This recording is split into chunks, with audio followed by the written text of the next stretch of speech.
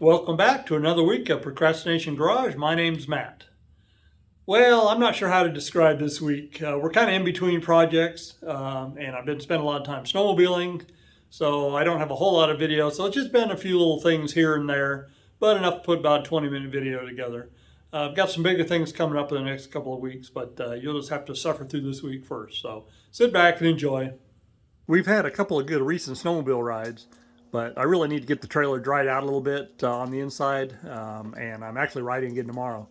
So today I'm going to set the heater up inside there like we did in one of the last videos, and then also gas and oil my sled so it's ready to go tomorrow. Also, if you look down below there, you'll see two snowmobiles are sitting there. I pulled those out of the trailer because on our ride on Sunday, neighbor and friend wanted to go or he wanted to ride with me, and so I quickly unloaded so I'd have room for him. The oil level's good. We don't need to worry about that. That's one thing about these new two-strokes with their direct injection. They don't use a ton of oil. But I know we need at least 5 gallons of gas in it.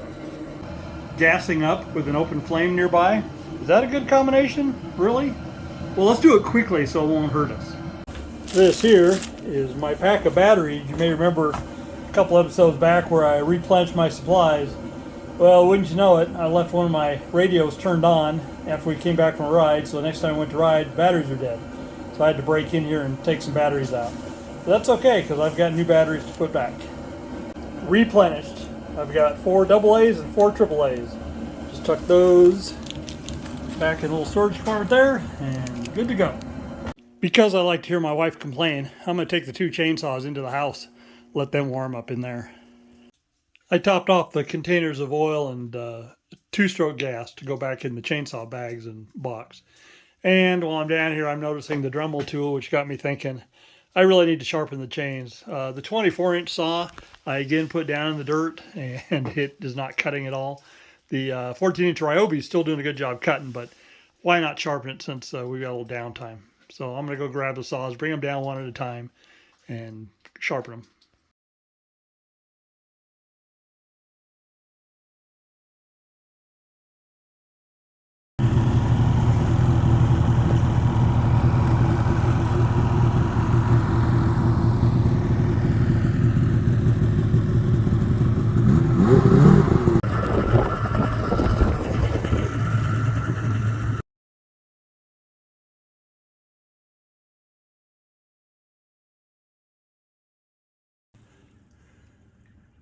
It's hard to tell from down here, but I took a few minutes with the ladder and I shoveled some of the snow off the top of the motorhome.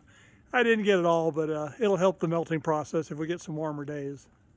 But maybe more importantly is I got both the batteries on battery tenders so they get charged back up.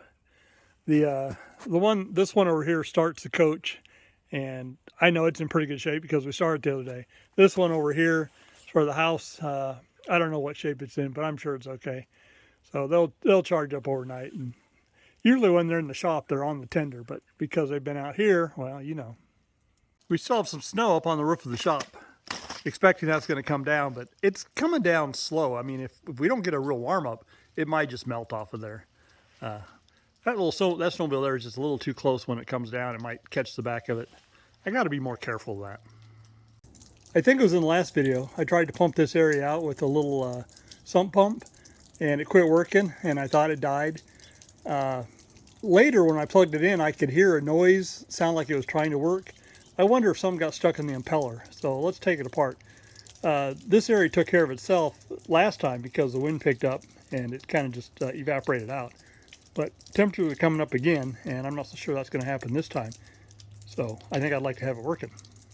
First things first, I think we need to plug it in again, but I was shaking it a little bit ago. You hear all that? That's probably why it doesn't work. I wouldn't be surprised if I plug it in if it actually just starts working.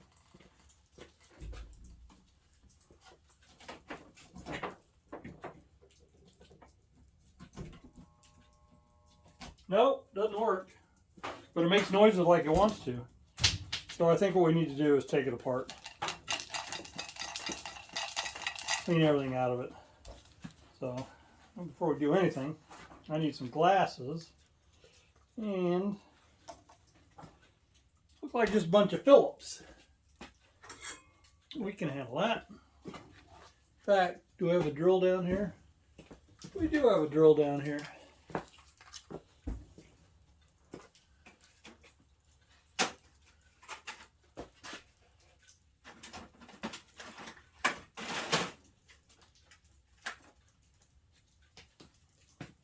Of course, I have a drill and I don't have a Phillips. The funny thing is, by the time I got over there and found a couple of these, I could have just undone it by hand. It would have been quicker.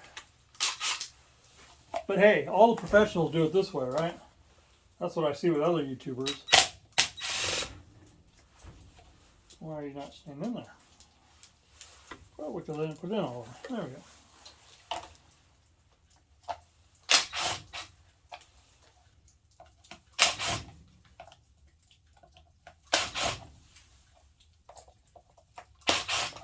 I mean, I gotta do it like Musty, right? He's my hero.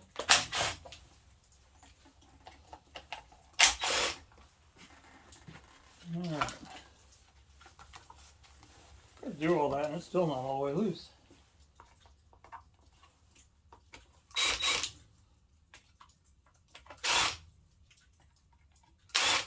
I guess it is, just I don't want to come apart. Oh, there we go. Alright, she's open. Ooh. She is crunchy.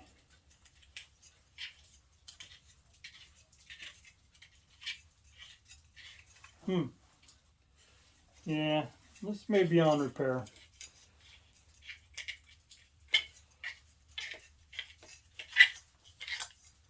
Oh, no. Look at there. Hey, I think we got her.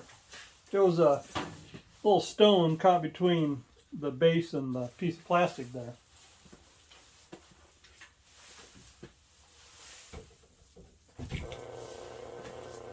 There, she's gone. Don't stick your finger in there. Alright, let's put her back together.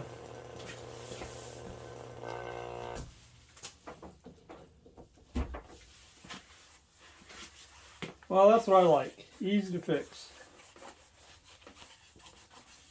Now, what do we do to make sure it doesn't happen again? I guess what we need to do is probably maybe just put a little rag up against that, and that way a rag, it should soak up enough water to where water will flow through it, but it won't let any rocks through. Or I could just keep it from sucking up rocks some other way, but I'm down in the gravel, so what do you expect? It's going to pick up rocks. Alright, you guys don't need to see me put this back together. Just screw it back. Easy enough. Just one more thought on this. A lot of people use these to put things together. Bad idea. You don't really know how much torque the thing is putting out. You really need to do the final tightening by hand. So do that, please. She's plugged in. She's working. Well, it's running. Is it pumping? I guess that's what we got to find out. So far I'm not getting any water coming out the end, but you know what? It may not be free of ice. It's been sitting out in the cold. And you know what? It's sad. You know, this is a Walmart hose, but you used to be able to buy a Walmart hose that wouldn't kink up like that. This stuff today is crap. Every time I buy a new hose, I mean, they work okay in the summer when it's nice and warm, but you know, what happens in the wintertime? That's what happens. I took care of the two spots in the hose that were kinked, and it started pumping just a little bit. Of course, by the time I turned the camera on, oh, there you go. See, just a little bit's coming out. So we're going to call it a win. Right now the temperature's pretty cold. This is more for when it warms up again, which I think it's going to do the next couple days. Today it got up to about 39. So if it keeps doing that, all right, we're going to call this done for now. This is one of the kinks that I just worked out, and it's already kinked back up again. Damn hose. So that's probably why it's barely putting anything out. Sun's going down. Just one more thing we're going to do tonight. You see the chainsaw mounted on the back of the snowmobile? I built that little frame for it, and it works real good. It's just made of some scrap wood I had. The problem is I don't want it absorbing water, so I'm going to take it off, bring it in the house, let it dry out, and then I think I'm going to coat it with like a pickup bed liner or something like that, and hopefully that'll keep it from, I'm afraid it's going to warp or crack or something, and also look better because right now it doesn't match the sled. So let's just get it off. There it is removed. It mounts with 4 little bolts right here and wing nuts, and they go through the tunnel. 2 there and 2 down there. It's kind of a nice little piece, if I do say so myself. So what are the dog and I up to? We're going to go shopping. Why are we going shopping? Here in a little over a week, my daughter and I are hosting a chili and hot dog feed for our local snowmobile club, and we need to buy some supplies. Dog and I made it back from Walmart. Bag on the right there, full of hot dogs. On the left, cheese. We got bottled water. We've got potato chips. And we've got condiments. And who knows what else. Oh, we got paper plates and bowls and spoons and everything. And then I'm going to be making homemade chili. And I've got all that stuff set aside too. So that'll be upcoming. So we're doing real well. I forgot to buy a hamburger today for my chili. No big deal. And I'm going to need to buy some more water. But we've got over a week yet, so we'll get her done. At our hot dog and chili feed, we're going to need a fire because we're going to let our fellow snowmobiles cook their own hot dogs. So we need wood. So call it procrastination if you want. We split this wood earlier using a log splitter, and it's been sitting out in the weather, and we need it drier than it is. It's dry but wet, you know what I mean? It's dry from being cut down, but it's wet from sitting out in the weather. So I'm going to take it and put it inside the house next to the wood stove. The wood stove's not going to be on, but just as an area to let it dry out. And it's got a week. I think that'll be enough. So how are we going to move it? We're going to use a wheelbarrow. We could do it in one fell swoop with the tractor bucket. The problem is I've got this trailer in the way here. It's going to be easier just to do probably 4 or 5 wheelbarrow loads. So let's do that. Hopefully you can tell the pile is smaller. I've taken quite a bit out of here. I've taken 5 or 6 loads up. This is the last load here. All this stuff here that I took before was all larger diameter split. This last load here, this is all just round diameter, fairly small. It's drier. It'll be what I use to start the fire with.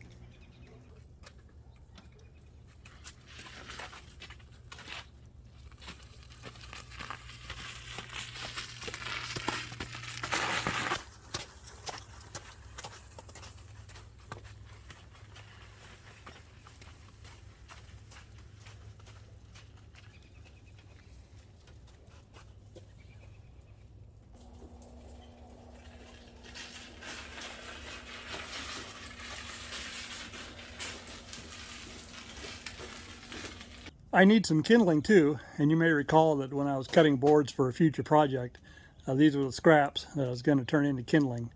Down at the bottom it's pretty dry, pretty wet up at the top, but I think I have some kindling stashed away. Let's check. I do have some kindling. I really thought this was full. I may get some more. This is enough to get a fire going, so I guess I'm okay. But I do need to fill this back up. And that other stuff I need to get cut into small pieces and get dried out. I mean, the whole thing is if we had a power outage or something, you know, wood is our backup heat source. And I'm kind of ill prepared at the moment because I don't really have any good dry wood, dry kindling or anything. And that should not be the case. Procrastination, it happens.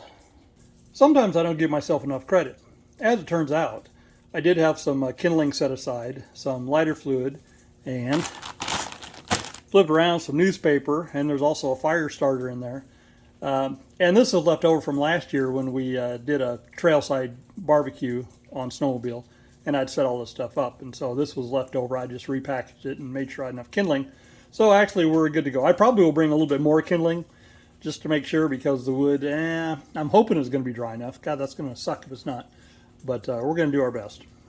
I pretty much doubled the supply of kindling. That should do it. This is what we're going to put the fire in. Just your garden variety fire pit. I inherited this from my mom, and it actually just been kind of sitting around as a decoration. Doesn't get much use around the house. But I took it to the mountains last year and used it a couple times. As the fire gets hot, the snow melts, and this thing will drop down into the snow. And you really don't need to put it in anything. You can just build it on top of the snow. But we just found this kind of kept the fire confined. And then when you're done, you just shovel some snow on the top of it. You quickly cool it down, dump the ashes, and you're ready to haul it away. This works real good. I haul it on top of that little snowmobile sled trailer I've got. Getting ready for the next snowmobile adventure. Gotta have gas.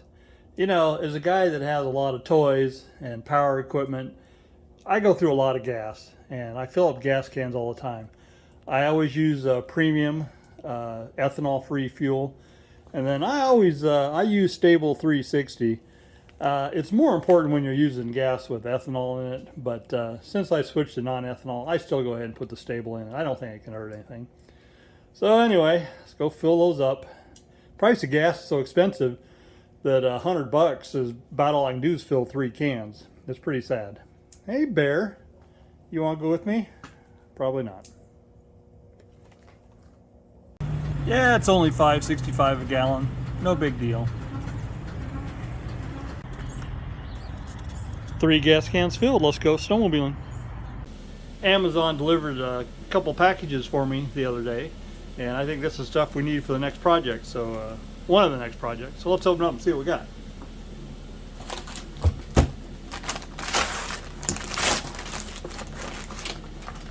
Battery box.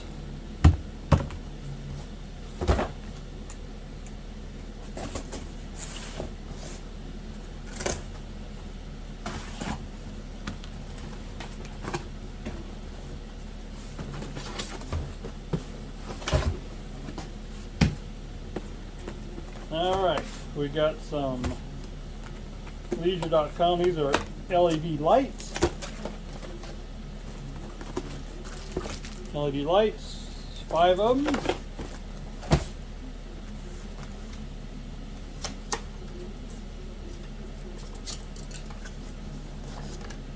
Got a battery. I ordered 2. I don't know where the other one is.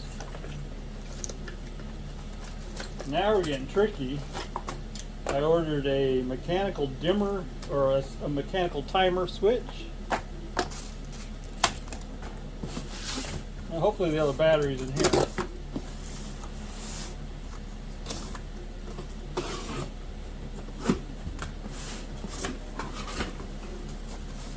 Alright, there's another battery. Oh yeah! And to power everything long term is a solar panel. Like that. This all goes in the snowmobile trailer. Stopping by Helms, 2 items to complete the project in the trailer for the new lights. I needed a switch plate and I needed a wall spacer to space it out a little bit. I think. We'll find out. Don't tell my wife I'm sneaking a quick lunch at Taco Bell.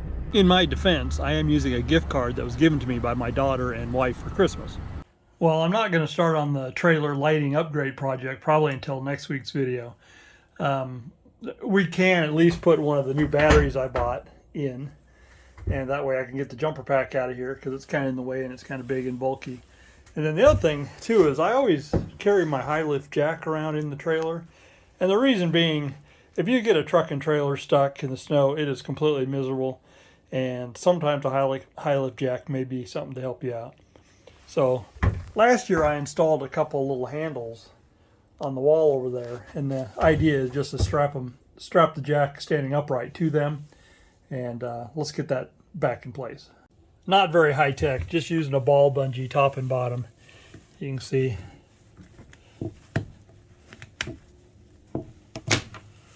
Just like that. Just wrap it all the way around once and clip it on the ball. It may not be the most secure thing in the world, but I think it'll hold it up and out of the way. All right, battery. The new battery's in place, hooked up, and as you can see, we have lights, so that's all good. When we do the upgrade, I will be adding one more of these boxes above or below that one and wiring them together, maintaining 12 volts. That way it'll double my capacity, and then we're going to hook a solar charger up to that. When I was pulling the chainsaw mount off of this, I noticed that the bumper is loose. This bumper, when you set up a snowmobile to tow, at least this could do, the rear bumper that was on here was replaced by this heavy duty one. And it's got 4 bolts that hold it, and they're up from behind, and I'm pretty sure that they are Allen head. And so I will go ahead and tighten that up.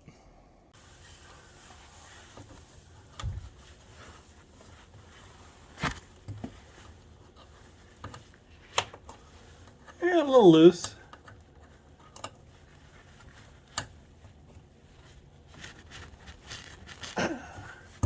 3 to go. I see another upgrade coming. There's still a little bit of play, even though it's tight. Notice there's a hole right here, and there's a hole on the other side. Why can't I drill those all the way through and put another bolt in there? Because as it is, the rearmost bolt is way back here. That's a lot of leverage out there. So using this hole, I could cinch that up a little bit more. I'm not sure I've got any nuts and bolts that'll reach. Let me go look. I did find some bolts that are long enough and of the right heft and are metric. But you know what the problem is? I'll have to drill those holes out bigger. The problem is if I try and just pull that together, it's gonna crush this bumper, at least over time. So really what you need some kind of spacer in there. So this bolt is crushing the bumper against that spacer. Now the question is, do I have something I can use as a spacer on the inside of that? I might. I just might. Close but no cigar. The length of it's about right. The problem is the bolt doesn't fit through it. So I guess the good news is that means I don't have to work on this tonight, because it's 3 o'clock. I didn't really want to start this project, but you know what? I would. The fact that I don't have anything, this is a little brass bushing. I've got a whole bunch of them. But it gives me hope that maybe if I go to the hardware store beginning next week, I can find something that's about the same. It could be longer than this. It just can't be any shorter. And so then I need something with a larger diameter. And worst case, I can always take a nut, and then I would just need to file it down so it's rounder. Because what's going to happen is, after I drill the hole through here and through the tunnel, I've got to take the bumper off and drill the hole back through the bumper big enough to get the spacer in it, because this hole needs to remain just big enough for the bolt, and then the inside hole needs to be big enough for the spacer, so when it crushes. So we'll plan on doing that next week. We're not really using the trailer this weekend to tow behind, and our hot dog feed isn't until the next weekend, so that gives me all week to get this figured out. And worst case, I don't do anything, because I've been towing this way ever since I installed the bumper about 2 years ago. But I really think we can improve upon this design. So, all right, what else can we do? Since I don't think the weather is going to be that great this weekend, best case is going to snow, worst case is going to rain. I should get this one out of the weather, and then that one there, it needs to go back in the trailer. So let's just go ahead and do that.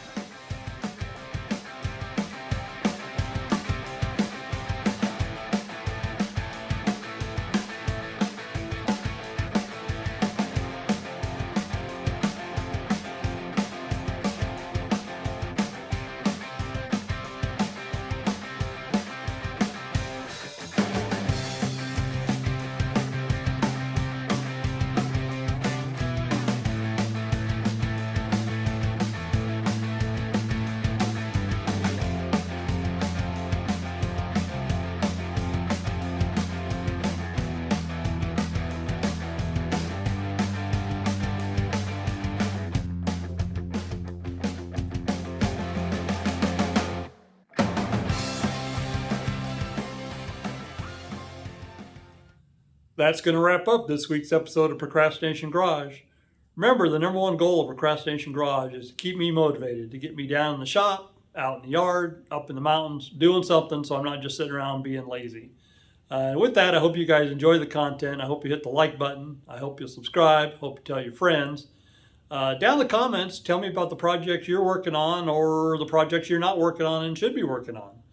I hope to see you back here next week. Remember, this is Procrastination Garage. My name's Matt, and take care.